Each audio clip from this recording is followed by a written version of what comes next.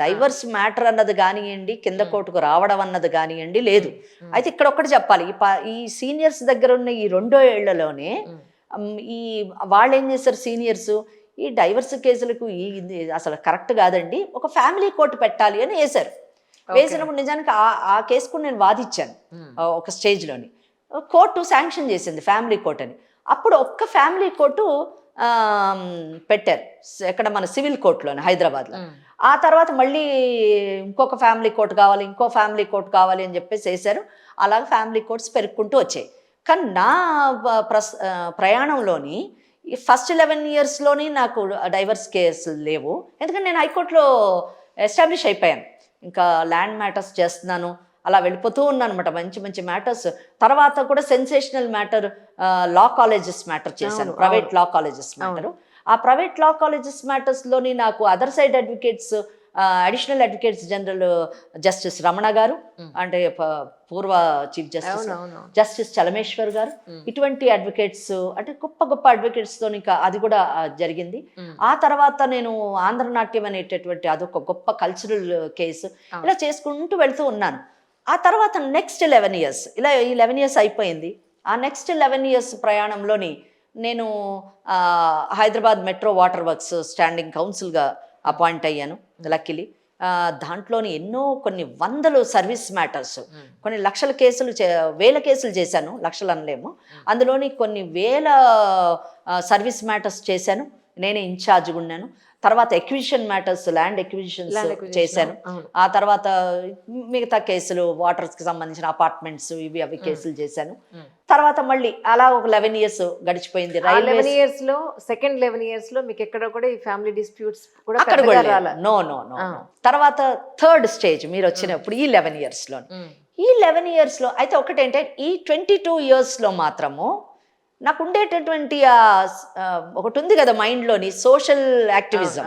ఈ సోషల్ యాక్టివిజంలో సమాజంలోని నేను హైకోర్టులో బిజీ ఉన్నా, legal aid service, legal aid అని ఒక అసోసియేషన్ నేను పెట్టుకున్నాను.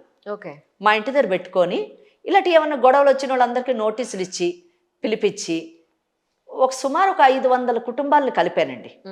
అక్కడనే కౌన్సిలింగ్ చేసి, మీడియేషన్ చేసి. అంటే ఈ మీడియేషన్ అన్న కాన్సెప్ట్ అప్పుడు లేదు. నేను మాట్లాడిన మొదట 11 ఏళ్ళ ఇదిలోని కోర్టులో కానివ్వండి, న్యాయ వ్యవస్థలోని మీడియేషన్ సెంటర్స్ అని పెట్టలేదు. ఫ్యామిలీ కోర్ట్స్ లేవు కదా, ఫ్యామిలీ కోర్ట్స్ లేనప్పుడు కౌన్సిలింగ్ కాన్సెప్ట్ కూడా లేదు. ఈ ఫ్యామిలీ కోర్ట్స్ లేవు కాబట్టి కౌన్సిలింగ్ కాన్సెప్ట్ కూడా లేదు. అంటే ఏంటంటే కౌన్సిలింగ్ అన్నది కేవలం నేను చెప్పినట్టు మహిళా దక్షత సమితి కానివ్వండి, ప్రైవేట్ ఆర్గనైజేషన్స్ కానివ్వండి, మహిళా సంఘాలు కానివ్వండి. నిజంగా అప్పుడు మహిళా సంఘాలండి, మరి ఇదొకటి నేను చెప్పాలి తప్పకుండా. మహిళా సంఘాలు, శ్రీమతి సంధ్య లాంటి వాళ్ళు కానివ్వండి, దేవి లాంటి వాళ్ళు కానీ, ఇలాంటి వాళ్ళందరూ కూడా ఎనలేని సేవను చేశారు. వాళ్ళ సేవలు నిజం చెప్పాలంటే ఫ్యామిలీ కోర్ట్స్ లేనప్పుడు, ఈ కౌన్సిలింగ్స్ లేనప్పుడు, మీడియేషన్స్ లేనప్పుడు వారు ఆ పాత్ర పోషించారని చెప్పాలి. న్యాయవాద వృత్తిలో ఉండి నిజానికి నాకు అవసరం లేదు, ఎందుకంటే నేను I was very busy in high court matters. అటువంటి పరిస్థితుల్లో కూడా నేను ఏమాత్రం కూడా అలక్ష్యం చేయకుండా ఇంటి దగ్గర ఒకటి పెట్టి, నా ప్రతి వారంలోని 2 రోజులు దానికి నేను కేటాయించి కౌన్సిలింగ్స్ చేసి ఒక 500 కుటుంబాల మటుకు ఆ రోజు నేను ఆ కాలంలో నేను కలపగలిగాను. ఇది నేను మాట్లాడేది 22 ఏళ్ల ప్రయాణంలో. బట్ ఈరోజు 5 కుటుంబాలు కూడా మనం కలపలేము. ఈ నెక్స్ట్ 11 ఇయర్స్ దగ్గరకు వచ్చేసరికి ఫ్యామిలీ కోర్ట్స్ ఇప్పుడు లాస్ట్ ఈ 22 ఇయర్స్ అయిపోయిన తర్వాత ఈ 22 ఇయర్స్లో ఇంకొక విషయం చెప్పాలి.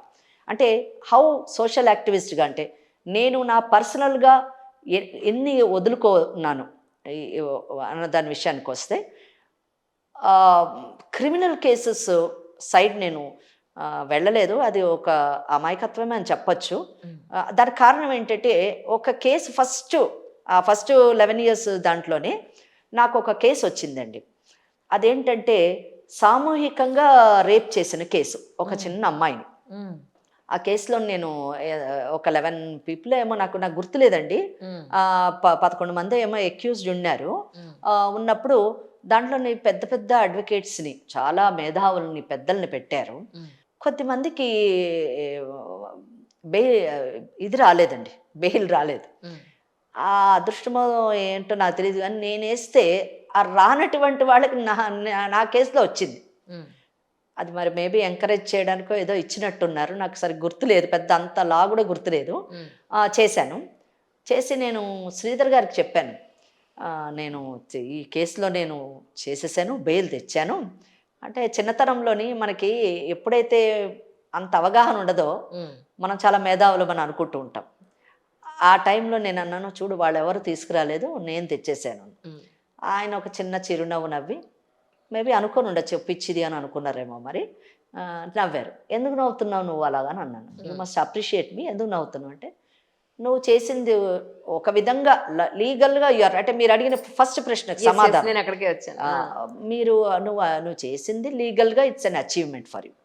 బట్ సోషల్గా నువ్వు తప్పు చేసావు, ధార్మికంగా నువ్వు తప్పు చేసావు. ఎందుకంటే ఇప్పుడు ఆ బయటకు వచ్చి వాళ్ళు ఎవిడెన్సెస్ అన్నీ కూడా ట్యాంపర్ చేస్తారు. దానివల్ల ఆ అమ్మాయికి జరిగినటువంటి అన్యాయానికి ఇంకా నిష్కృతి ఉండదు, ఇంకా వాళ్ళు తప్పించేసుకుంటారు. అది నా మనసు మీద చాలా ముద్రపడ్డదండి ఆ చిన్నతనంలో. అసలు ఆ ముద్ర ఎంత పడ్డదంటే అసలు క్రిమినల్స్ కేసులు జోలికే పోకూడదన్నంత ముద్రపడి నేను క్రిమినల్ సైడ్లో వెళ్ళలేదు.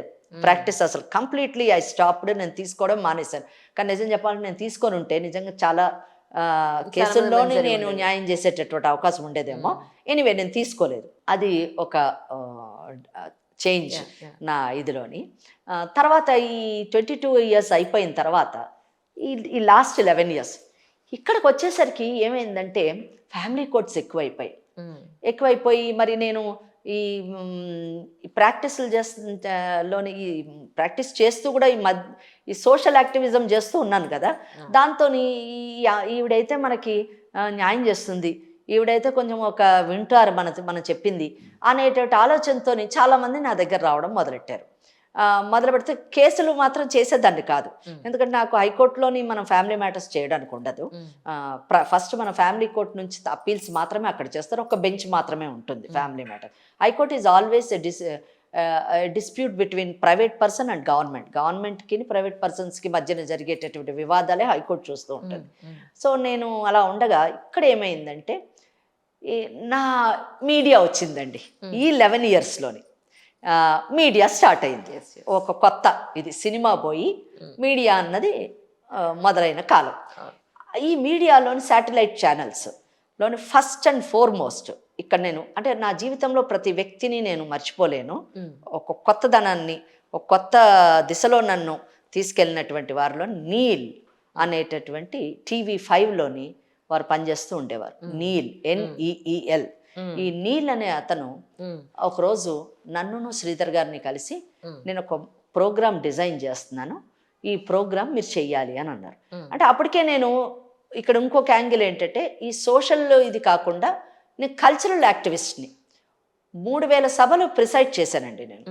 ఈ 3000 సభల్లోని చూడనటువంటి మంత్రులు లేరు, చూడనటువంటి కళాకారులు లేరు, చూడనటువంటి సాహితీవేత్తలు లేరు. అందరితోని నాకు సమాజంలోని ఇంకా నెలకి 30 రోజుల్లోని 30 రోజులు సభలే.